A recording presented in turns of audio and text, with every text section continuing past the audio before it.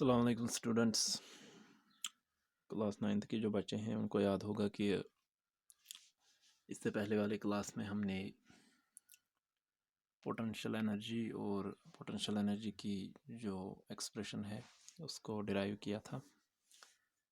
तो हमने एक ऑब्जेक्ट कंसिडर किया था जिसको हमने ग्राउंड लेवल से किसी हाइट पे लिया था और उस हाइट पे हमने उसके लिए पोटेंशियल एनर्जी के लिए एक्सप्रेशन ऑब्टेन की थी।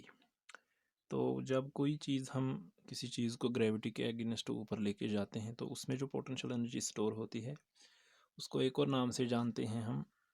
उसको बोलते हैं ग्रेविटेशनल पोटेंशियल एनर्जी, क्योंकि इसमें जो पोटेंशियल एनर्जी आ गई वो that was because of the work done against gravitational force. Gravitational force के अगेंस्ट जब हमने इस चीज़ को नीचे से ऊपर लिया था तो उसको हमने बोला ग्रेविटेशनल पोटेंशियल एनर्जी। इसके बाद हम आपको बताएंगे कि पहले ही आपको हमने बताया था कि एनर्जी जो है एबिलिटी टू डू वर्क, और इसकी डिफरेंट फॉर्म्स हैं। हमने इलेक्ट्रिकल एनर्जी बताया था, हमने sound energy, wind energy, solar energy, ये सारी एनर्जी की फॉर्म्स हैं। और दो इम्पॉर्टेंट फॉर्म्स काइनेटिक एनर्जी और पोटेंशियल एनर्जी, हमने इनको थोड़ा सा एक्सप्लेन करके इनकी डिफिनीशन और इनकी एक्सप्रेशन को हमने हासिल किया था। तो अब एक और टॉपिक हम आज पढ़ेंगे इसी एनर्जी के रिलेटेड, जो है law of conservation of energy. एक कंजर्वेशन लॉ है ये, law of conservation of energy. हमने इससे पहले भी एक कंजर्वेशन लॉ पढ़ा था केमिस्ट्री में, law of conservation of mass. तो उसमें हमने बताया था कि matter can nether B created not destroyed. वैसे ही एनर्जी के लिए भी ये कंजर्वेशन लॉ है, तो इसकी भी डिफिनीशन या इस लॉ का स्टेटमेंट जो है वो भी वैसे ही है, that energy can nether B created not destroyed. लेकिन कुछ और स्टेटमेंट्स हम इसके बारे में जानेंगे और इसको थोड़ा सा एक्सप्लेन करेंगे। तो नज़र रखो आप, पहले इसकी डिफिनीशन या स्टेटमेंट लिखेंगे पहले। Law of conservation of energy, it states that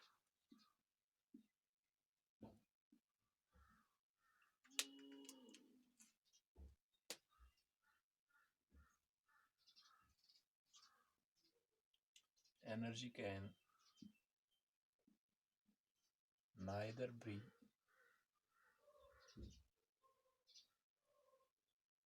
created nor destroyed. Energy can neither be created nor destroyed. ना हम एनर्जी को क्रिएट ही कर सकते हैं, ना हम इसको डिस्ट्रॉय कर सकते हैं। क्रिएट मतलब कि पैदा करना। खुद से हम एनर्जी को ना पैदा कर सकते हैं, ना इसको डिस्ट्रॉय कर सकते हैं। इस स्टेटमेंट की तरफ हम गौर से इस पर ध्यान देंगे कि स्टेटमेंट क्या कहता है। यानी कि एक इंसान खुद से ना एनर्जी को क्रिएट कर सकता है, ना इस एनर्जी को डिस्ट्रॉय कर सकता है। तो इससे कुछ और चीज़ें हम हमारे सामने आएंगी। सबसे पहले, अगर एनर्जी को ना क्रिएट किया जा सकता है ना डिस्ट्रॉय किया जा सकता है, तो इसका मतलब है यूनिवर्स में या इस नेचर में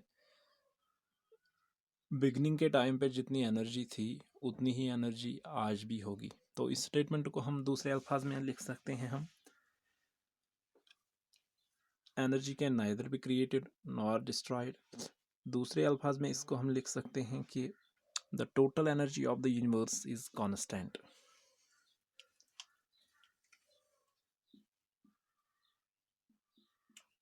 टोटल एनर्जी ऑफ यूनिवर्स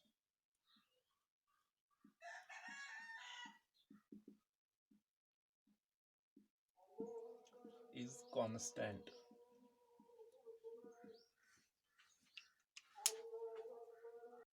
तो दो स्टेटमेंट्स हमने बताए, energy can neither be created nor destroyed और total energy of the universe is constant. यानी कि जब हम एनर्जी को ना पैदा कर सकते हैं ना ही डिस्ट्रॉय कर सकते हैं, इसका मतलब है ना हम कुछ चीज़ यहाँ पर बना सकेंगे ना हम इसमें कुछ एनर्जी डिस्ट्रॉय कर सकेंगे इस यूनिवर्स में। तो इसका मतलब होगा कि यूनिवर्स की टोटल एनर्जी जो है वो कांस्टेंट होगी। जब हम इसमें कुछ ना घटा सकते हैं ना कुछ बढ़ा सकते हैं, तो सिंपल मीन्स में the total energy of universe is constant. Number 1। Number 2, मैं आपको यहाँ पर बताना चाहूँगा कि ये जो एनर्जी की फॉर्म्स यहाँ पर हमने बताएं, दीज आर इंटरकन्वर्टेबल, यानी कि इनको हम एक दूसरे में कन्वर्ट कर सकते हैं। यहाँ पर हम इसको एक पॉइंट ऐड कर सकते हैं, energy can neither be created nor destroyed but different forms of energy can be converted into one another. Other point हम लिखेंगे, डिफरेंट फॉर्म्स ऑफ एनर्जी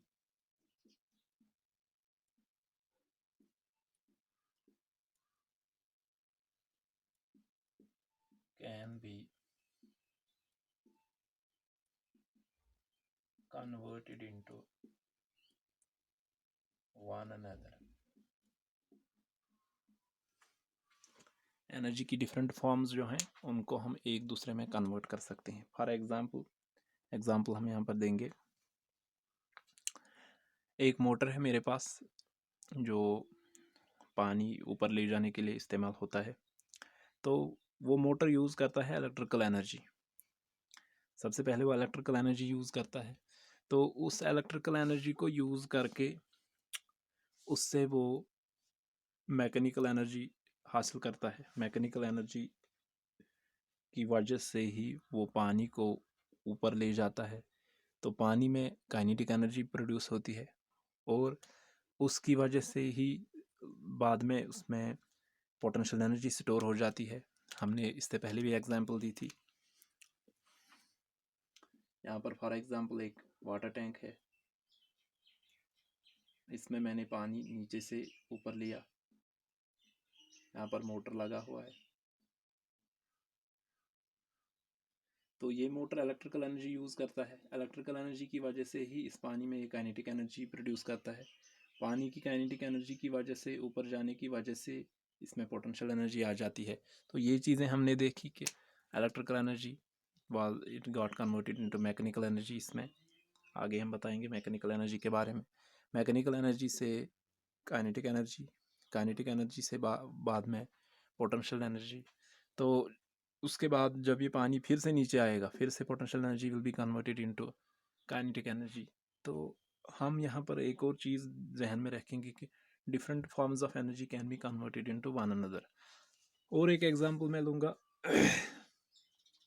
जो ह्यूमन ईयर है, जब साउंड एनर्जी हमारे कानों तक पहुँचती है तो हमारे कान इस एनर्जी को अंदर लेके जाते हैं, और अंदर हमारे कान में जो लगा होता है ईयर ड्रम।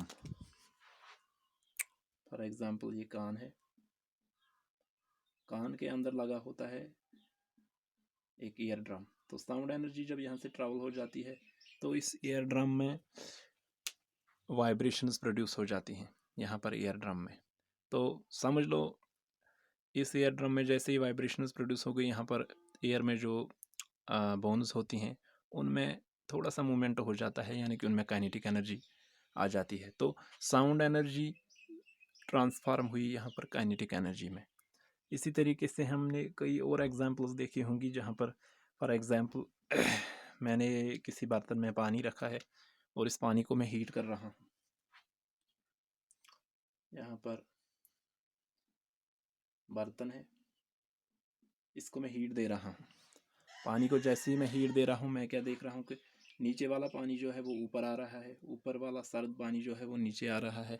तो इस पानी में भी काइनेटिक एनर्जी प्रोड्यूस हो जाती है पानी के मॉलिक्यूल्स में। ये काइनेटिक एनर्जी किसकी वजह से पैदा हुई? जब मैंने इसको नीचे से हीट एनर्जी दे दी। यानी कि इस डिस्कशन से हमको पता चला कि different forms of energy they can be converted into one another. आप जहन में बहुत सारी एग्जांपल सोच सकते हो जहाँ पर एक फॉर्म ऑफ एनर्जी जो है वो दूसरी फार्म में कन्वर्ट की जा सकती है। आपने ये भी सुना होगा कि जो हाइड्रो पावर प्रोजेक्ट्स होते हैं, हाइड्रो पावर यानी कि जो पानी पे चलते हैं, हाइड्रो पावर प्रोजेक्ट्स में क्या होता है, उसमें ऊपर से नीचे पानी आता है और उस पानी की वजह से जो टरबाइन रोटेट होता है और वहाँ से हम इलेक्ट्रिकल एनर्जी हासिल कर सकते हैं। यानी कि यहाँ पर हम बताएंगे, समझ लो ये पानी ऊपर से नीचे आ रहा है और ये एक टरबाइन को रोटेट करता है। तो इस टरबाइन को रोटेट करने की वजह से पहले जब पानी ऊपर से नीचे आया तो हाइट पे पानी था, हाइट पे जो भी ऑब्जेक्ट होगा, हमने कल ही बताया इसमें पोटेंशियल एनर्जी थी। पोटेंशियल एनर्जी की वजह से इस टरबाइन में काइनेटिक एनर्जी प्रोड्यूस हो गई, और ये काइनेटिक एनर्जी आगे जाके इलेक्ट्रिकल एनर्जी में चेंज हो जाता है। तो इसको हम बोलते हैं hydro power projects. Hydro power projects या हाइड्रो इलेक्ट्रिसिटीज़ को बोलते हैं, जो पानी की पोटेंशियल एनर्जी जहाँ पर यूज़ की जाती है इलेक्ट्रिसिटी या इलेक्ट्रिक करंट या इलेक्ट्रिकल एनर्जी हासिल करने के लिए। तो बहुत सारी एग्जांपल्स हैं जो आप देख सकते हो कि जिनमें हम ये बताएंगे कि one form of energy gets transformed into another form of energy. तो स्टूडेंट्स, हमने ये भी बताया energy can neither be created not destroyed, ना हम खुद से एनर्जी को क्रिएट कर सकते हैं ना हम इसको डिस्ट्रॉय कर सकते हैं। तो इसका मतलब ये भी है कि अगर हमारे पास कोई मशीन है जो एनर्जी यूज़ कर सकती है, जो कुछ काम कर सकती है, एनर्जी नहीं सॉरी, तो जो कुछ काम कर सकती है, उस काम करने के लिए इसको एनर्जी चाहिए। एनर्जी के बगैर कोई भी मशीन इस दुनिया में काम नहीं कर सकती है। यानी कि जो भी मशीन हमारे पास होगी उसको एनर्जी चाहिए। एक गाड़ी चलती है, उसका जो इंजन है उसको एनर्जी चाहिए जो वो फ्यूल से निकालता है बाई कंबस्टन। इसी तरीके से साइकिल एक चलता है, बाइसिकल, उसमें भी एनर्जी यूज़ होती है, मस्कुलर एनर्जी उस इंसान की जो उस साइकिल को चलाता है। इसी तरीके से आप देखो, बोट चल रही है कहीं पर नदी में, वो भी एनर्जी यूज़ करती है, चाहे अगर उसका मोटर लगा होगा तो फ्यूल से वो एनर्जी निकालता है उसका मोटर, या अगर रोइंग कर रहा है उसको कोई आदमी चला रहा है तो वो एनर्जी उसमें लगा रहा है। यानी कि कोई भी मशीन अगर इस दुनिया में है वो एनर्जी के बगैर नहीं चल सकती है। एनर्जी के बगैर जो कोई मशीन अगर होती, वैसी मशीन जो एनर्जी के बगैर चलती, उसका नाम दिया जाता perpetual machine. Perpetual perpetual means जो एनर्जी के बगैर चले। अब इस लॉ का एक और स्टेटमेंट हम यहाँ पर ऐसे लिख सकते हैं, we cannot construct a perpetual machine, we cannot construct a perpetual machine। perpetual हमने बताया without using energy,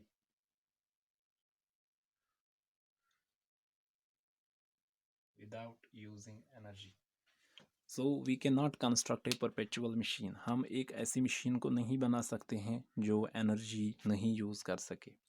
हर कोई मशीन एनर्जी यूज़ करती है, क्योंकि हमने ये भी बताया कि हम खुद से एनर्जी को क्रिएट नहीं कर सकते हैं। मशीन्स हमारे लिए काम करती हैं, वर्क नीड्स एनर्जी, तो खुद से वो एनर्जी हम क्रिएट नहीं कर सकते हैं। तो मशीन को भी जो एनर्जी चाहिए वो कहीं ना कहीं से इसको लानी पड़ती है।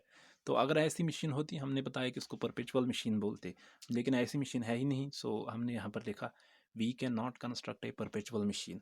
तो दो स्टेटमेंट जो अहम हैं वो आप याद रखोगे, energy can neither be created not destroyed, और आप याद रखोगे कि the total energy of the universe is constant. Universe में जो सारी एनर्जी है वो कांस्टेंट है, हालांकि energy can be transform from one form to another. और हमने यहाँ पर एक और चीज़ दिखा, we can not construct a perpetual machine, एक ऐसी मशीन जो एनर्जी यूज़ नहीं करे, वैसी मशीन हम नहीं बना सकते हैं। तो आगे देखते हैं थोड़ा और। Law of conservation of energy को यूज़ करते हैं हम, जो हमने इससे पहले वाले क्लास में बताया था, ऑब्जेक्ट एट ए हाइट। एक ऑब्जेक्ट है किसी हाइट पे, जैसे डायग्राम में मैंने दिखाया है, एक ऑब्जेक्ट है किसी सर्टन हाइट एच पे है। अब मैं इसको ऊपर से नीचे की तरफ ही आ रहा है, ऑब्जेक्ट ग्राउंड पे पहुंच रहा है, तो इसके बारे में थोड़ा सा बात करेंगे हम। सबसे पहले हमने देखा जब ये ऑब्जेक्ट हाइट पे था तो इसमें पोटेंशियल एनर्जी स्टोर हुई होगी। तो एक चीज़ यहाँ पर होगी पोटेंशियल एनर्जी, पोटेंशियल एनर्जी। अच्छा, अब क्या हो जाता है, अब जब मैं इसको नीचे आने देता हूँ फ्री फॉल यानी कि बिना किसी रुकावट के ये नीचे आ रहा है, ऊपर से नीचे की तरफ ऑब्जेक्ट आ रहा है। अब ये नीचे आ रहा है तो इसमें मोशन आ रही है, तो इसका मतलब है इसमें अब काइनेटिक एनर्जी भी आ रही है। काइनेटिक एनर्जी, तो दो तरह की एनर्जी इसमें है, potential energy plus kinetic energy. Law of conservation of energy को यूज़ करते हुए इसमें जो दोनों का सम होगा वो कांस्टेंट होगा।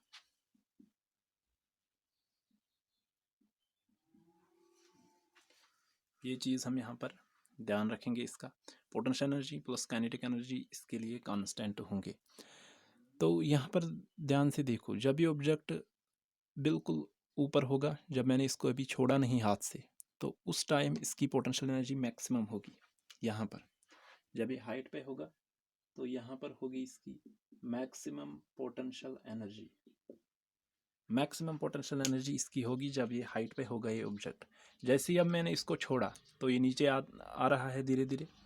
जैसे ही नीचे आ रहा है तो पोटेंशियल एनर्जी इसकी कम कम होती जा रही है, क्योंकि हाइट कम कम होती जा रही है। हाइट शायद कम कम गसन, लिहाजा इसकी पोटेंशियल एनर्जी भी कम होने लगती है। लेकिन दूसरे एंगल से अगर हम देखेंगे, ऑन द अदर हैंड इसकी काइनेटिक एनर्जी जो है वो इंक्रीज होती जा रही है। यूता यूता ये बोन वैस काइनेटिक एनर्जी ये मिश गसन इंक्रीज। तो काइनेटिक एनर्जी का मैक्सिमम वैल्यू होगा जब ये ग्राउंड पे आएगा। यहाँ पर होगी इसके लिए maximum kinetic energy. Maximum potential energy जब ये हाइट पे था, मैक्सिमम काइनेटिक एनर्जी जब ये नीचे ग्राउंड पे पहुंचा। क्योंकि जितना जितना ये नीचे आ रहा है हाइट कम कम होती जा रही है, पोटेंशियल एनर्जी कम होगी। जितना जितना ये नीचे आ रहा है इसमें एक्सेलरेशन हो रही है, पॉजिटिव एक्सेलरेशन मीन्स ये तेज़ तेज़ इसकी स्पीड या वेलोसिटी इसकी ज़्यादा होती जा रही है, एक्सेलरेशन होती जा रही है इसकी, तो काइनेटिक एनर्जी ज़्यादा इसमें आ रही है। लेकिन दोनों का sum potential energy plus kinetic energy is equal to constant. तो रिलेशन जो हमने निकाली थी पोटेंशियल एनर्जी के लिए mgh प्लस काइनेटिक एनर्जी के लिए हमने रिलेशन निकाली 1/2 ऑफ mv² पहले ही इज इक्वल टू कांस्टेंट। ये हम अपनी जगह याद रखेंगे। जब एक बॉडी में फ्री फॉल होता होगा उसमें sum of potential energy and kinetic energy constant होता है, और जब बॉडी हाइट पे होगी तो वहाँ पर मैक्सिमम पोटेंशियल एनर्जी, जब बॉडी ग्राउंड पे होगी जस्ट जब वो ग्राउंड के साथ टच करेगी तो उस टाइम मैक्सिमम काइनेटिक एनर्जी। लेकिन दोनों को जब मैं एक साथ मिलाता हूँ, potential energy plus kinetic energy, उसको मैं बोलता हूँ मैकेनिकल एनर्जी। यहाँ पर लिखेंगे sum of kinetic energy and potential energy, sum of kinetic energy and potential energy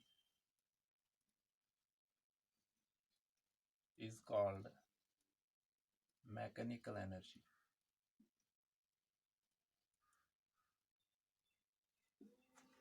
बहुत इंपॉर्टेंट पॉइंट है।